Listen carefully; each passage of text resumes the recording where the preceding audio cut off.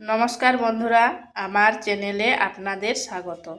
তো প্রতিদিনের মতো আজকেও একটা নতুন ধরনের ভিডিও নিয়ে এসেছি। আজ বানাবো দোকানের কেনা শুকনো চালের গুঁড়ো দিয়ে নরম তুলতুলে দুধ চিতই পিঠা। এটা খেতে কিন্তু দারুণ লাগে। তো চলুন দেখে নেওয়া যাক আমি কিভাবে এই দুধ চিতই পিঠা তৈরি করি। এখানে নিয়েছি একটা পাত্র, নিয়ে নিচ্ছি 2 কাপ শুকনো চালের গুঁড়া,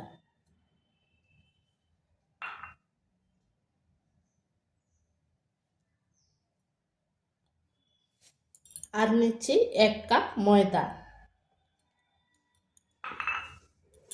দিয়ে দিচ্ছি পরিমাণ মতো লবণ। এই উপকরণগুলি মিশিয়ে নিচ্ছি। এখানে আমি বাজারের কেনা শুকনো চালের গুঁড়ো ব্যবহার করছি, আর আপনারা চাইলে ভিজা চালের গুঁড়োও করতে পারেন। এরপর এখানে উষুম গরম জল দিয়ে একটা ব্যাটার তৈরি করব। জলটা অল্প অল্প দিব।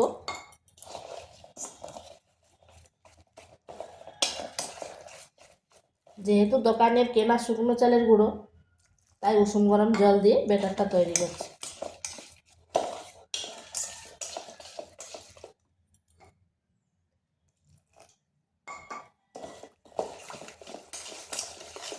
আর এটাকে বেশ কিছুক্ষণ কিন্তু ফেটিয়ে নিতে হবে। বাজারের কেনা শুকনো চালের গুঁড়ো তো, তাই একটু সময় ধরে ফেটাতে হবে।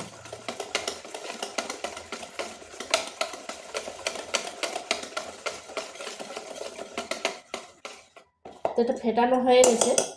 এরপর এটাকে ঢাকা দিয়ে 10 থেকে 15 মিনিট রেখে দিচ্ছি।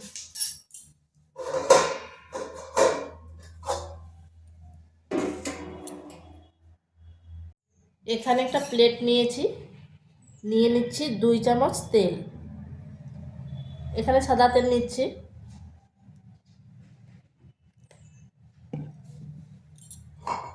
আর দিয়ে দিব 1 চামচ জল।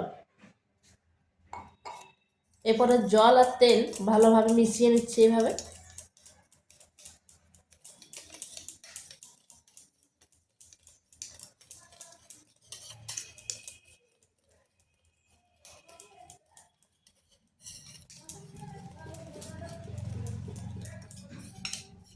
ঠিক এইভাবে মিশিয়ে নিতে হবে। এটা হয়ে গেছে।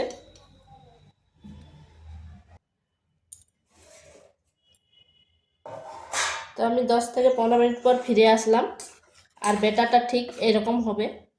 এটাকে আর বেশ একটু ফেটিয়ে নিচ্ছি।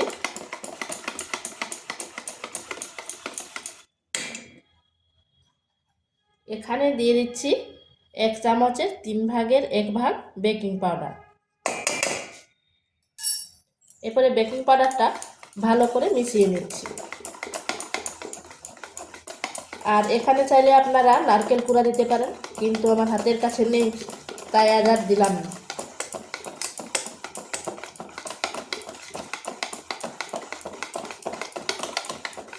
এই ফেটানোটাই হচ্ছে আসল। যত ফেটাবেন ততটাই কিন্তু স্পঞ্জি এবং ফুলকো ফুলকো হবে পিঠাগুলো। যেহেতু শুকনো চালের গুঁড়ো, ওই জন্য একটু ফেটাতে সময় লাগবে।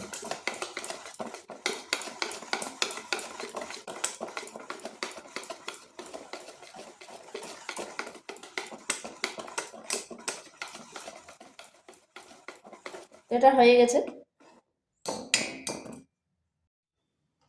ব্যাটারটা ঠিক এইরকম হয়েছে, মানে খুব বেশি একটা পাতলা নেই, আবার খুব মোটাও নেই। দেখে নিশ্চয়ই বুঝতে পারছেন। এটা আমার হয়ে গেছে। এখানে একটা কড়াই বসিয়েছি, আর দিয়ে দিচ্ছি তেল আর জলের মিশ্রণটা।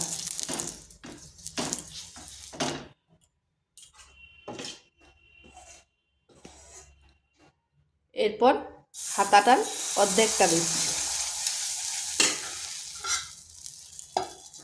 ঢাকা দিয়ে স্লো আঁচে 2 থেকে 3 মিনিট এক পাশটা রেখে দিচ্ছি।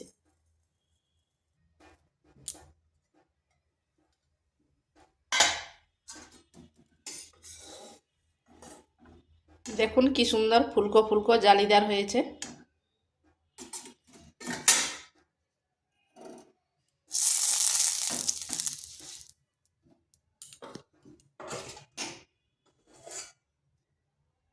আমি এখানে অর্ধেকটা দিচ্ছি, কারণ মিডিয়াম সাইজ করছি।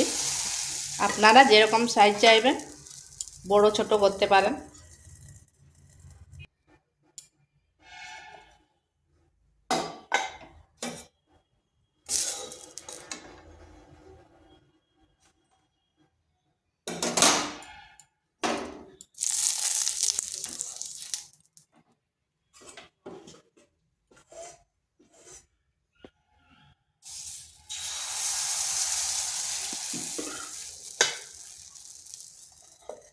তো এইভাবে আমি সবগুলো করে নিচ্ছি।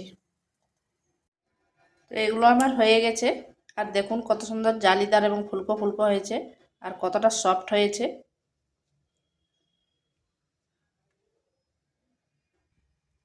এখানে 1 লিটার দুধ বসিয়েছিলাম। দুধটা বসিয়ে বেশ ঘন হয়ে এসেছে। এরপর এখানে দিয়ে দিচ্ছি একটা এলাচ। আর এই বাটির মধ্যে আমি 1 হাতা দুধ তুলে নিচ্ছি।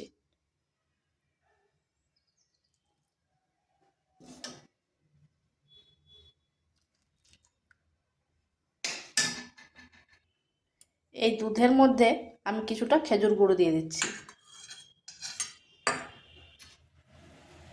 এরপর একটু দুধের সাথে ভালো করে মিশিয়ে নিচ্ছি গুলে করে।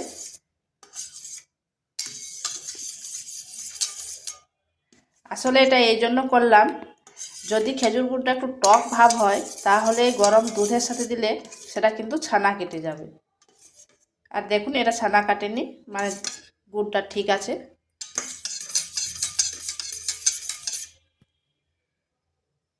অনেক সময় খেজুর গুড় দুধের মধ্যে সরাসরি গরম দুধের সাথে দিয়ে দিলে ছানা কেটে যায়। তো এই দুধের মধ্যে আমি খেজুর গুড় দিয়ে দিচ্ছি।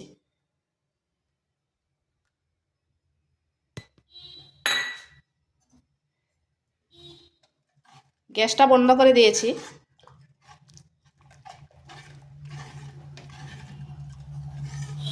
ভালো করে দুধ আর গুড় মিশিয়ে নিচ্ছি।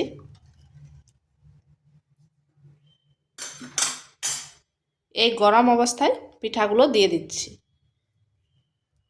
কারণ পিঠাগুলো ঠান্ডা হলেও ঠিক আছে, কিন্তু এই দুধটা গরমটা থাকতে হবে।